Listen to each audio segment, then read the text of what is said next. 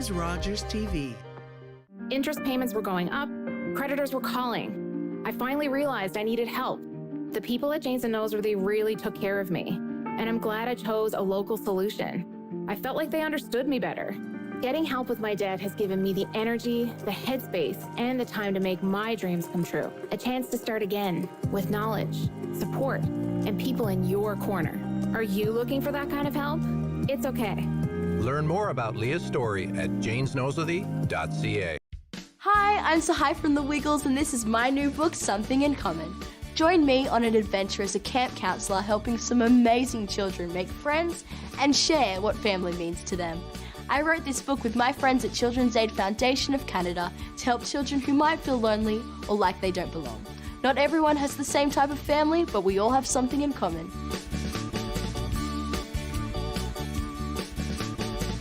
Download Something in Common for free.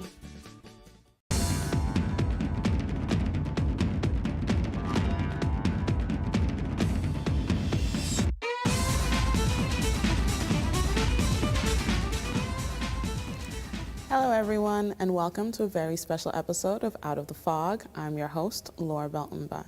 Tonight we'll be taking the time to celebrate the life of John Perlin. This past summer, our very special guest host, Donnie Power, had the opportunity to sit down and talk to him about his contributions to the Royal St. John's Regatta. We can't wait to share that interview with you, and we'll be right back after a few short messages.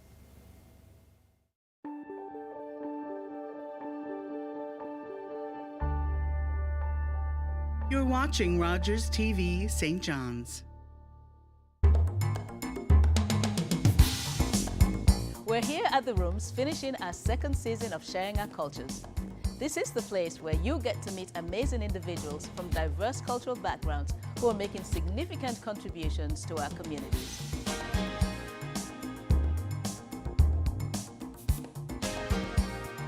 Join us for Sharing Our Cultures on Rogers TV Channel 9.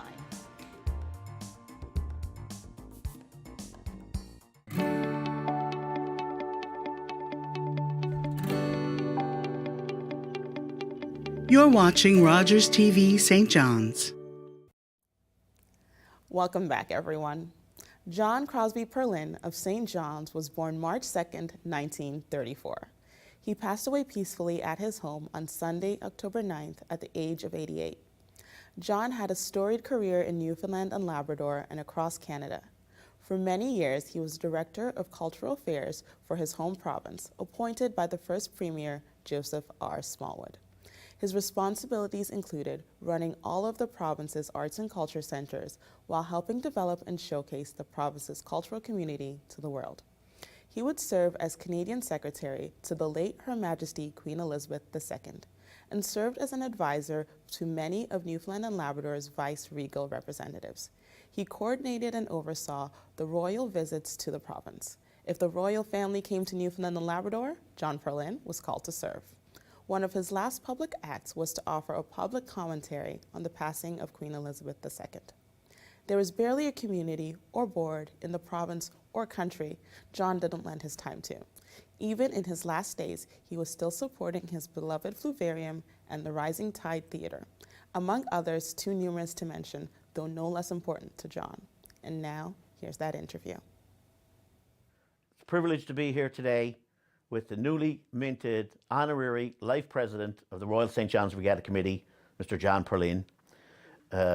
John Perlin needs no introduction to anybody who has been following the regatta, but I'm going to give you a little bit of an introduction just to show you what he's done outside the shores of Kitty Vitty Lake. He's a former past president nationally of Duke of Edinburgh Awards, president of the Wildlife Habitat Canada. He's past chair of Community Sectors Council of Newfoundland and Labrador, past chair of the Salvation Army's Newfoundland and Labrador Advisory Board, currently board chair of Rising Tide Theatre, and is chairman emeritus of the Kitty Vitty Rennies River Development Foundation. That's just a couple of things, but today he's the honorary life president of the Royal St. John's Regatta Committee, and we'd like to thank John Perlin for allowing us into his home. Great to see you. My pleasure to have you here. What did you think when you first found out about the designation? Well, I think, Donnie, I was blown away by it. When Noel Thomas, Thomas called me and said this is what they wanted me to do. And I was really greatly honored because, you know, while I've had all kinds of other distinctions given to me, a peer group nominating you as an honorary life president is really very special. Absolutely. Yeah. You should be honored. Oh, well. And it's not your first recognition down at the. You've been in the Regatta Hall of Fame since '94. 94. So that oftentimes people say in sports, a Hall of Fame is the pinnacle of where you can be. So what was that like? Let's take me back to '94 when you were inducted. Well, I think I can owe the nomination to the late Don Wilson as a builder, because I have to say, you know, to the best of my knowledge, I'm the only honorary life president that's never lifted an oar. But it is a very special distinction because the regatta, the Royal St. John's Regatta, is probably the oldest sporting organization, certainly in Newfoundland, if not in North America. Probably in North America, you're right. And while there were interruptions over the years for the wars and various other reasons, it does have this distinction. Mm. So how did you get started at the regatta? I mean, you're well known as philanthropic and getting involved in boards and charitable organizations. How did it come that you joined the regatta committee? Well, can I tell you a funny story? You go right ahead. Two friends of mine and myself and some others were at Murray's Pond one night for dinner back in the early 50s. And one of them said to me, look, why don't you come on the St. John's Regatta Committee? We need a few Protestants to balance up the Roman Catholics. Because in those days it was very much, you know, and I will say this, for the Roman Catholics knew how to raise money. Mm-hmm.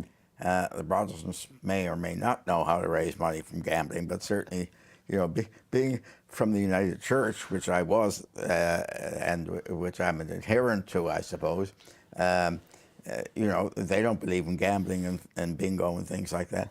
So it was an interesting introduction to the Regatta Committee. Mm-hmm. But and so I've been there since the mid-50s, I guess, and I'm probably one of the longest serving people today. Well, I think you're understating it. Been there since the 50s.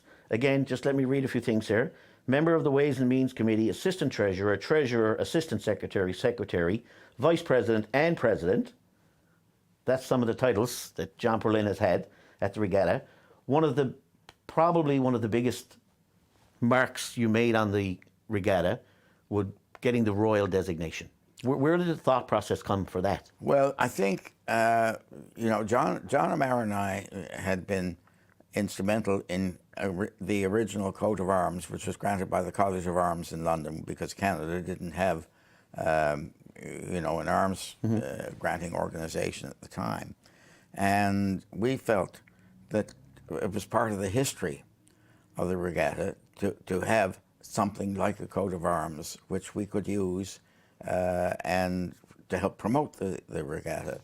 And I think if you look at the motto, and I don't know what the actual literal translation is, but it really says maintaining the tradition. Mm-hmm.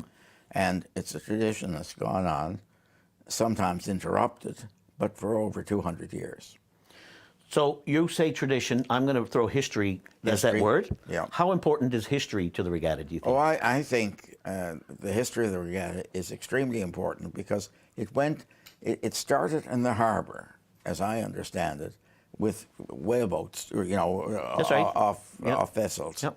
And I don't know when, I can't really recall the time when they went to Kitty Vitty and went to racing shells. But we are probably unique in the fact that we row racing shells that are fixed seats. Yes, absolutely. And we did, again, I come back to the late Don Wilson, who was very keen as a member of the committee to see sliding seat rowing introduced. Yeah. And he donated a couple of single sculls and things like that. And now I think we have a fairly active sliding seat program. And I think because sometimes the thinking of, in the early days of my days on the committee, some of the thinking was Neanderthal. And you know, there were people on the committee that sort of said, what do we want them there for? You know, we're fixed seats. Yeah. And thanks to Don, we did get the program launched, and I think it's a fairly active program today. It is still, Yeah. it's very, very much so. So joining in the 50s, but sticking around as long as you did, you obviously enjoyed being part of that group, I would assume. Very much. Plus, you also had quite a level of success in getting a lot of things done, which makes things easier to sit on committees. Oh, I think so, If you're moving things forward. Is there anything you're most proud of? Would it be the royal designation, or? Well, I think that was interesting because when somebody, you know, when it came up at the regatta committee, and I said, well, look, you know, here's the process. You have to go to Ottawa, and they will determine whether or not they will send the request forward, because the sovereign actually does. People may not realize that, but she actually does say yes or no. Yeah. And they said to me in Ottawa, the protocol office up there said, it's never going to happen. And I said, but please send it forward, which they did. And about 10 days, 2 weeks later, after the thing went off, I get a phone call from my friends in Ottawa who said, we don't know how you did it, but the answer is yes. And that was how it came about. Wow. And I really think, Don, that it came about because the Queen had been here. Yeah. And that's quite an achievement. Did you think you would get the yes that you hoped for?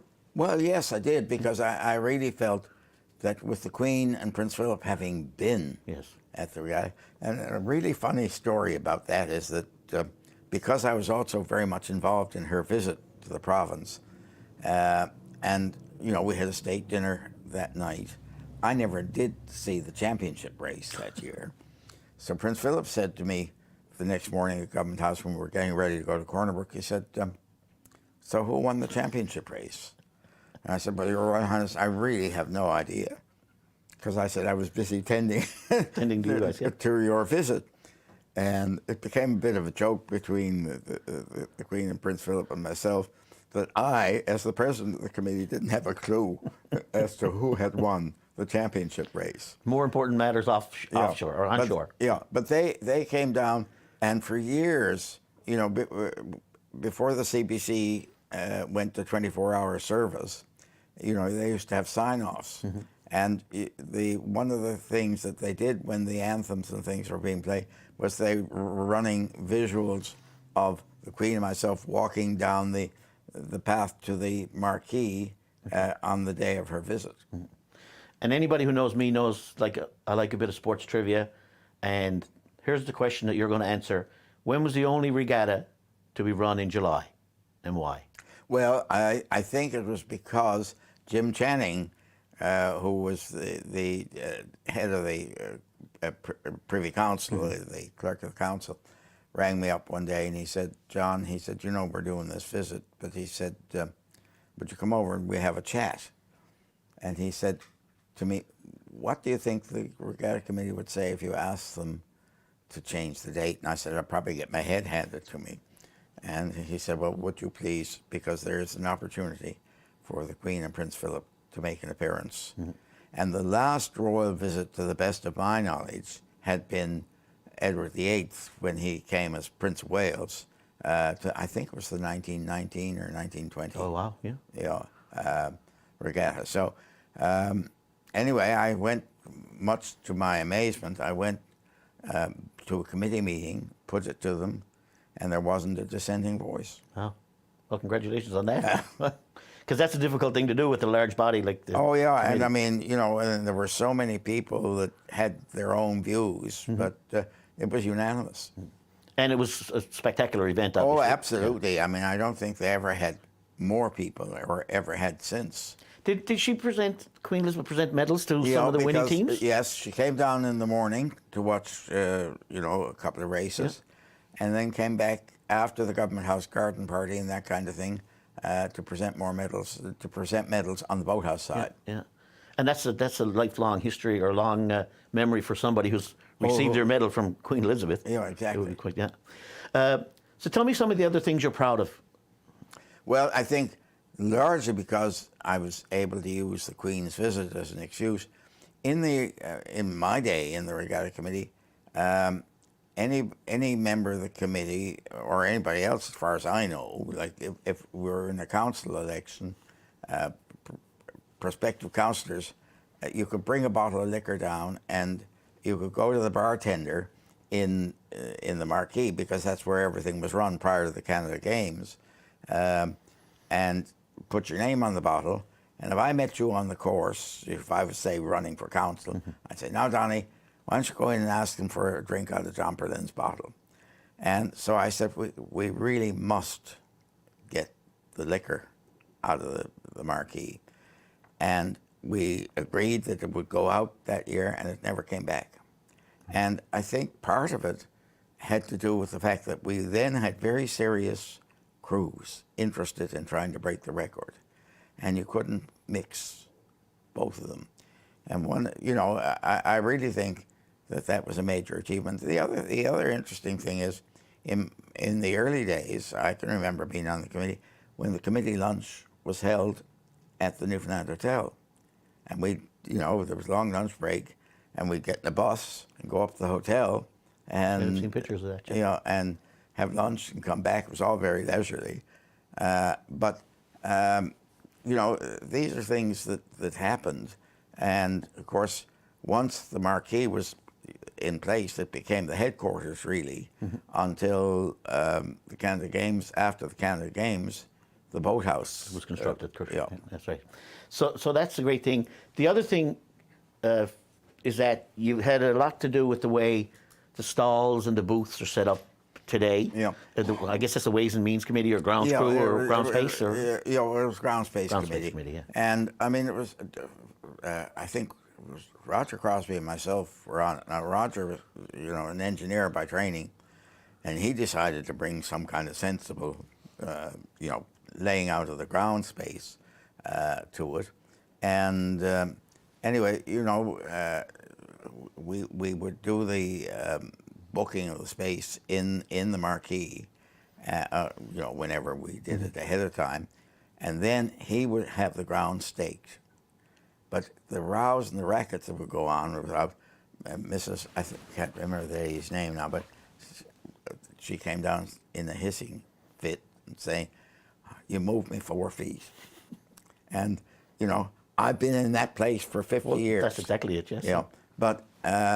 You know, and that's where the expertise, to be really honest about it, of the Catholic Roman Catholic influence, was that a lot of the people who were there had knowledge of fundraising, you know, with wheels and things like that.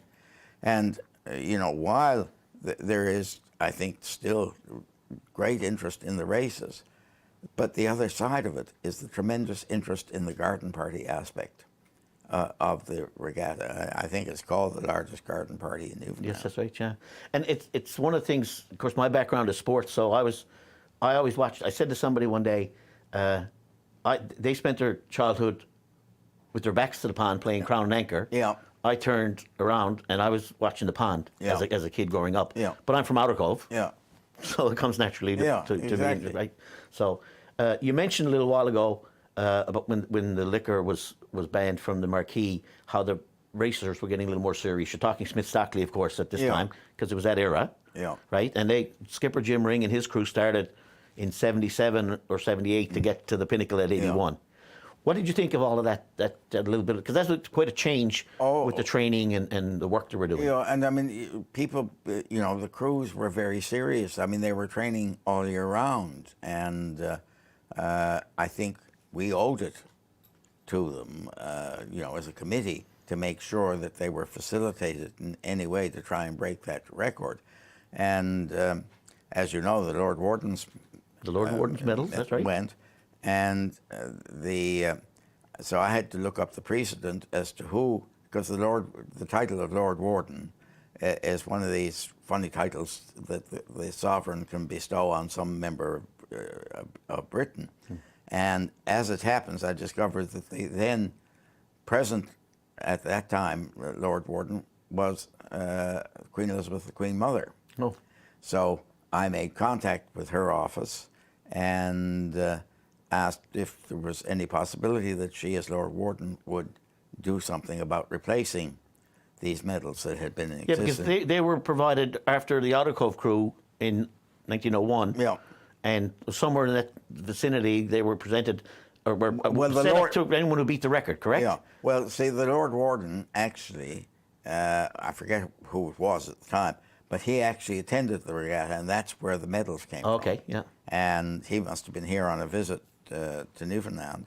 And anyway, I contacted the Queen Mother's office, and when I was in London sometime later, they asked me if I would come and meet to discuss it with them. And they ended up by agreeing to present the Queen Mother's birthday crowns. Okay. And it was, I think, her 80th birthday crowns, and then the 90th birthday crowns, because the record got broken again. That's right. And I don't know whether they still have any in existence, but they were the actual coins that were used for presentation. During your time, you would have seen a lot of changes. I'm talking about on the pond now specifically, in terms of there were service races, so the firemen and the policemen, the wardens were raced against each other, and then, of course, the introduction of ladies rowing, going from 4 boats back to 5, which had been done, which a lot of people had no idea once they went to 5. And there was a number of changes, and when Smith Stockley took over, because in the mid-70s, if you recall, I think there were as few as 12 races on a regatta day sometimes, right? And then once 1204 was there, and then it went, the RNC, or Outer Cove went 90348 the next year, the interest really spiked, and there were up in excess of 100 crews racing sometimes on regatta day. But it had become a very serious business. I mean, you know, I don't mean, but the training, as I said, alluded to earlier, was going on all year round. I mean, people had gyms and, you know. It wasn't a recreational run. No. Yeah. And, you know, one of the, I can't remember the year, but John O'Mara had to resign as president of the regatta committee because the CBC said to him, it's either work for us or give up the regatta, you know, or give up the regatta, But so, anyway, so he resigned as president, and the next thing I got a phone call saying, would I please come back for at least a year as captain of the course, as you know, to get them through that particular year. And the funny thing, Donnie, was that the first race, if I remember correctly, the first race of the morning, which was often run for timing, and with the electronic clock, and the clock broke down. Yes, that's right. And suddenly all this wonderful committee that was going to help me disappeared, you know. Like mice when you turn the lights on. Yeah, and there I was, you know, trying to deal with this. But fortunately, you know, we still had manual timers, and they agreed that they would accept the manual timing. The interesting part for the Smith-Stockley thing to me is they broke the record at 2 p.m. in the afternoon. It was the first race when the top crews rode twice. And they actually, Smith-Stockley never did break the record. It was the St. John's Boys and Girls Club because it was the club race, right? And I remember walking down that day and how the sky turned. It became overcast, and the pond just went. And I get goosebumps now when I say it. It was amazing. Yeah. And it was a close race. I think Star to Sea were only might have rode a 9:15 if I'm not mistaken, something in that. Your memory on that kind of thing is much better than mine. But, but then there was a peak and it just boom, right, exploded. Was that? I know you weren't president then, but would that have been difficult to manage over time? No, I don't think so, because I think it was the individual crews that decided that they were going to, you know, train all year. That it just wasn't a 6 or 8 week program in the summer. And so they took it very seriously. So it was just a scheduling thing for the committee then, I guess, at that point, right? Trying to manage that. The other thing that is a big part of it, and we talked about this off camera, is that, you know, the regatta through COVID and nobody down there, it was a different feeling.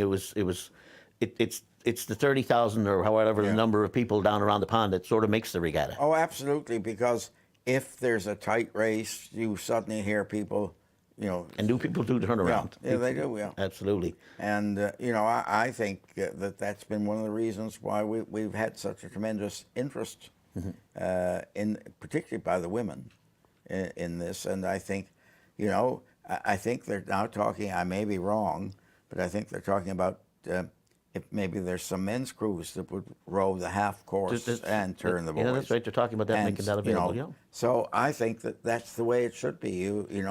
A lot of people want to row just for the sake of being able to participate in the regatta, and they're not.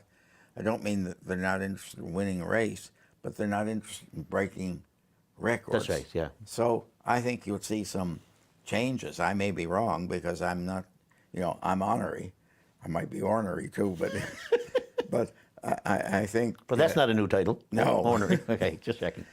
But what I'm saying is that I think it's an organization that has grown from jolly boats in the harbor to a very elite sport in many ways, and attracted a lot of people.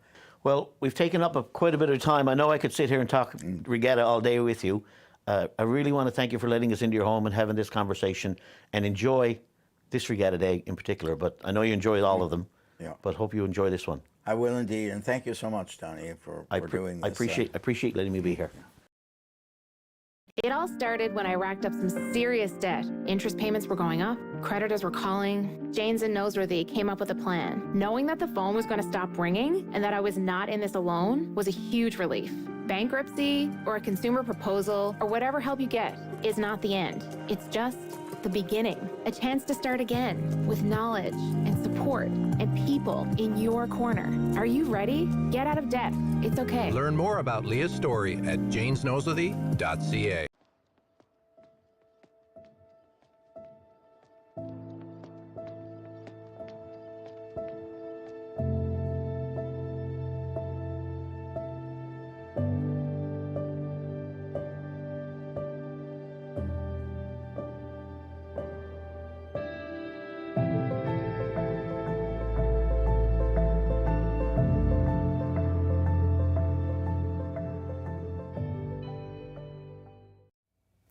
It was so great to see John and Donnie talk so much about John's life and his contributions to the Royal St. John's Regatta. Thank you for spending the time to celebrate John's life with us, and we will see you next time.